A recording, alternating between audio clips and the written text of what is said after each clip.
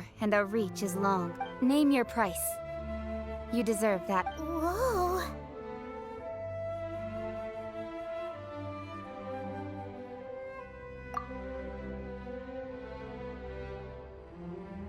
Well, could you help me put up some missing person posters?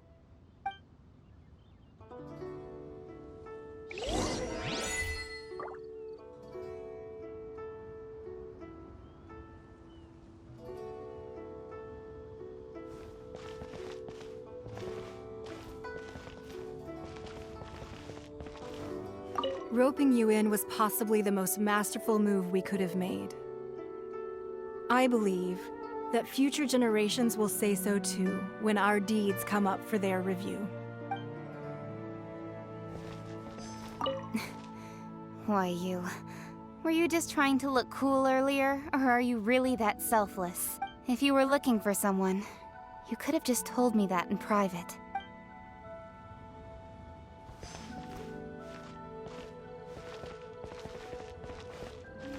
As for the mortals and adepti of Liyue, what shape shall our relationship take from now on?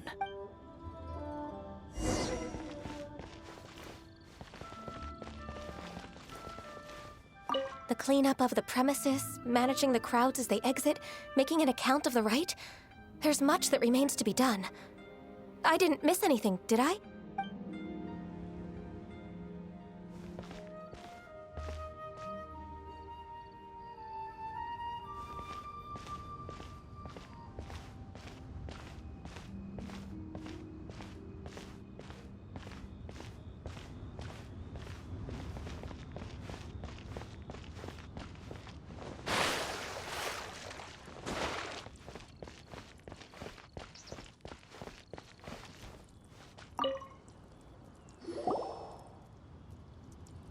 Hey, Zhongli!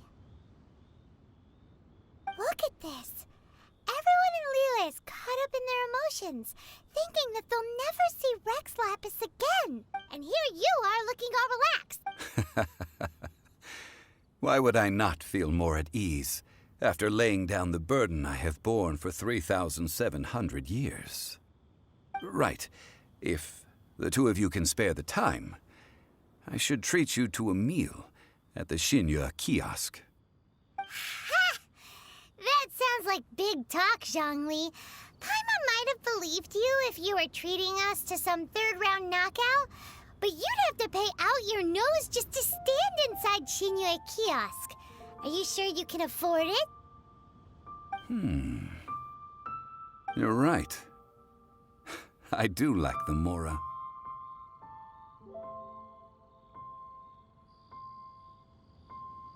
As the Rex Lapis Morax, I can easily create mora. But since I have chosen to walk this earth as the mortal Zhongli, I should abide by the same rules that mortals do. When I was journeying with you, though I still had the Gnosis in hand, I knew that I must soon retire from my role as an Archon, so I had to rehearse a little for my new life. Oh, no wonder! Paimon gets it now. You didn't look at the price tags when we were spending because you've never had to.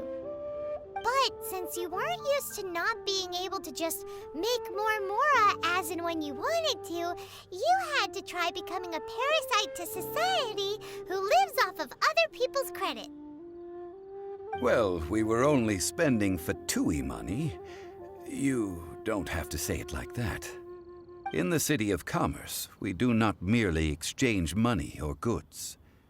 We also exchange knowledge, memories, and foresight, as well as positions, roles, and lives. The Archon Morax could never experience life as the true mortal Zhongli could, no matter how many times he descended to be with his people.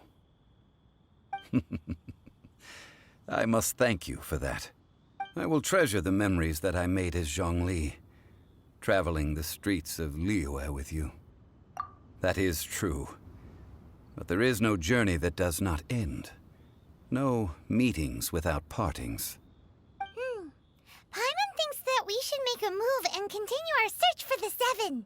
I fear that continuing your journey may be difficult. The nation that neighbors Liyue by sea, Inazuma, is presently closed. The Electro-Archon Ball. And just as the people of Liyue preferred to call me Rex Lapis, she too goes by another name among locals in Inazuma. Paimon thinks we've heard that one before. Raiden? That is the case. And since Raiden is also the shogun of the Inazuma Bakufu, people call her the Raiden Shogun. That said, though people at the wharf were saying that the situation in Inazuma is very tense, Paimon doesn't remember that always being the case. It wasn't that bad last year. Zhongli, since you're Rex Lapis, shouldn't you know something about what's happening there? Just how did Inazuma become a closed nation? It's because of visions. Visions? When faced with circumstances beyond their control, humans often bemoan their lack of power. But if a person shows true strength of will at a desperate and fateful moment in their life, the gods will look upon them with favor. This is what visions are. Magical foci bestowed upon those who have been acknowledged by the gods. Uh-huh. That's how people in Teyvat see it. But starting from last year, the Raiden Shogun began promulgating the Vision Hunt Decree. Vision Hunt Decree? Yes. It was an order to seize all visions within Inazuma's borders, and to inlay them upon the hands of a statue of the 1,000-armed, 100-eyed god. They want to seize visions. But why? Aren't visions blessings from the gods? I should think that in the Raiden Shogun's eyes, it is precisely because they are divine blessings that they should be under the sole dominion of divinity. Whoa, that's hard. The Animo Archon is the god of freedom, and the Geo Archon is the god of contracts. For her part, the Raiden Shogun is the god of eternity. It seems as though she has finally decided to eliminate any unstable elements that could pose a threat to her eternal realm. The fact that even I, the oldest of the seven, have now passed away, will only strengthen her resolve to pursue eternity. Knowing her, she must have again quoted that adage she is most fond of when proclaiming that decree to her people. 7 ideals for 7 gods, and of these, eternity is nearest unto heaven. All right then. Was there anything else you wish to know?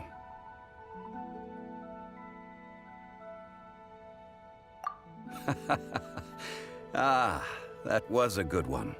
Failing a divine trial. How they came up with that excuse, I will never know.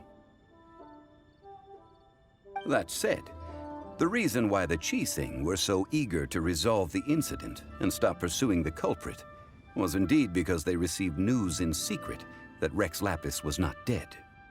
I hinted as much to the Adepti as well. How did I accomplish that, you ask? Have you ever heard of this particularly convenient Adepti art known as gifting dreams and visions? All right then.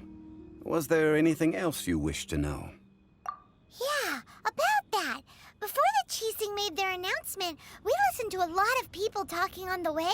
Most of them put the blame for everything on Child. These are indeed false accusations. But it remains undeniably true that Child did send people to the Jade Chamber to prevent the Adepti and the Qixing from defeating the ancient god. I've heard that Ningguang is busy milking that for all it's worth on the foreign relations front at the moment, browbeating the envoys of the Fatui. Ha! Those poor Snezhnayan diplomats. If it were not for Child's exalted position as a harbinger, I'm certain that they would have shifted all the blame to him and called for his dismissal by now.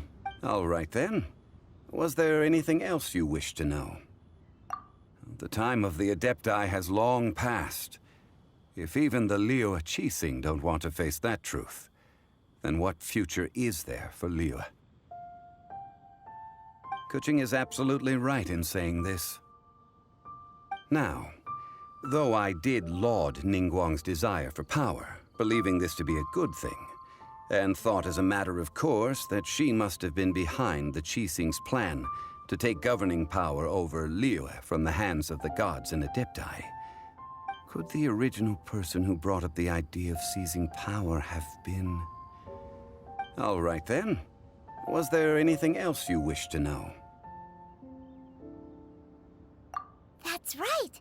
Zhongli, now that you don't have your gnosis, what's going to happen to all the mora in Teyvat? Since Morax is dead, are they all just gonna disappear? Also, isn't the Golden House the only mint in the entire continent? Will it even continue to work? The mora present now will not vanish. But the Golden House will indeed have to cease operations for a lengthy period of time, since creating mora requires the use of the Geo-Archon's power. This is terrible! We're all about to run out of mora! The world is coming to an end! Yes, this is indeed a major issue from a financial standpoint. Well, I suppose we'll just leave such troublesome matters to the Liyue Qixing to debate. Then, did you at least set some private funds aside for yourself? Oh, a private fund. This does seem like a good, logical, common-sense idea. It's a shame. What's a shame? It's a shame that I didn't think of it at the time. All right then. Was there anything else you wish to know?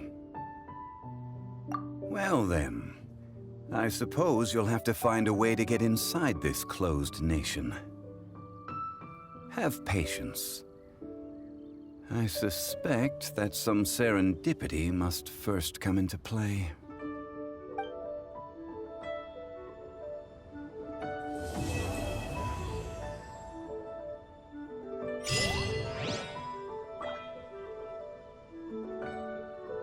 All right then.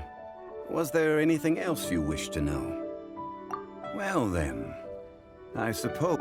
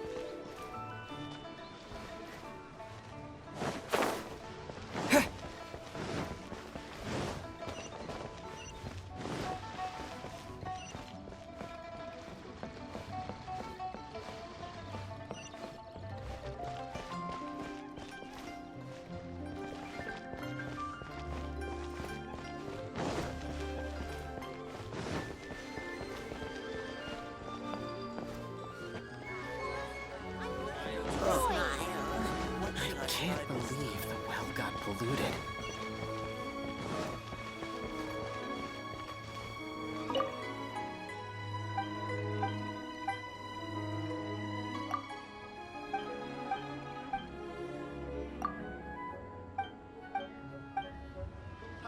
Adventurer, think you can last a round against me?